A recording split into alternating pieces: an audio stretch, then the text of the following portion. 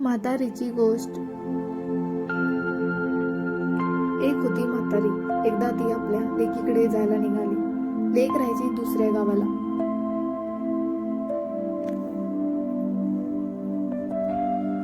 रस्त्यानं जाताना मध्येच एक मोठे जंगल होते. म्हातारी काठी टेकत टेकत रस्त्याने निघाली. वाटेत तिला भेटला कोल्हा.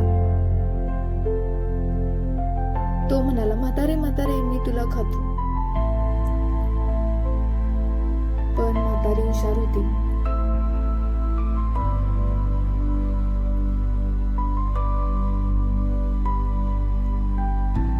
ती म्हणाली, मला खाऊन तुझे पोट भरणार नाही, त्यापेक्षा थोडे दिवस थांब. लेकीकडे जाते, तूप रोटी खाते, लटमुट होते, मग मला खा. कोल्ह्याला म्हातारीचे म्हणणे पटले. म्हातारी पुढे निघाली. तिला भेटला वाघ.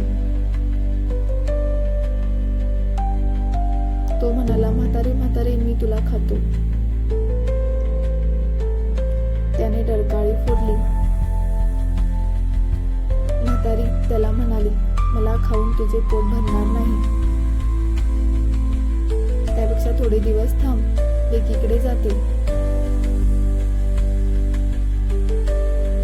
तूप रोटी खाते, लटमुट होते, मग मला खा. वाघाची अशी समजूत काढून म्हातारी पुढे निघाली.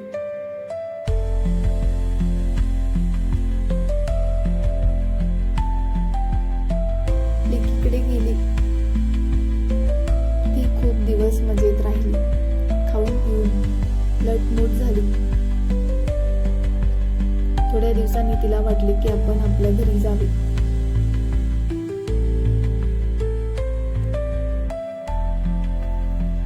तेव्हा तिला आठवले की कोल्हा आणि वाघ आपल्याला खाणार आहे. तिने हे सर्व आपल्या लेकीला सांगितले.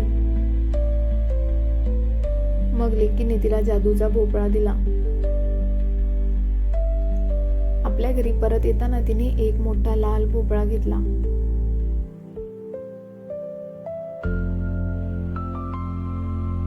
त्यात बसून ती भोपळ्याला म्हणाली, चल रे भोपळ्या, टुनुक टुनुक. भोपळा रस्त्याने निघाला. वाटेत वाघाने भोपळा पाहिला. तो म्हणाला, म्हातारे म्हातारे, थांब. आतून म्हातारी म्हणाली,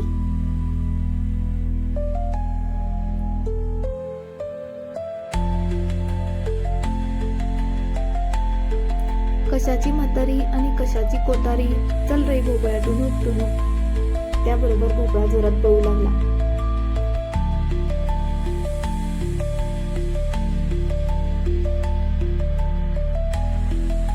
थोडं पुढे गेल्यावर वाटेत कोल्हा भेटला.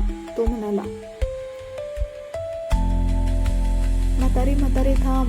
आतून म्हातारी म्हणाली, कशाची म्हातारी आणि कशाची कोतारी.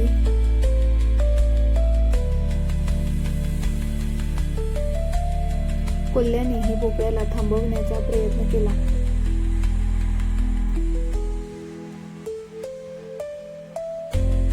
पण म्हातारी आतून म्हणाली, चल रे भोपळ्या, टुनुक टुनुक. पुन्हा भोपळा जोरात पळू लागला. अशी होती म्हातारी हुशार. कोल्हा आणि वाघाच्या तावडीत ती काही सापडली नाही.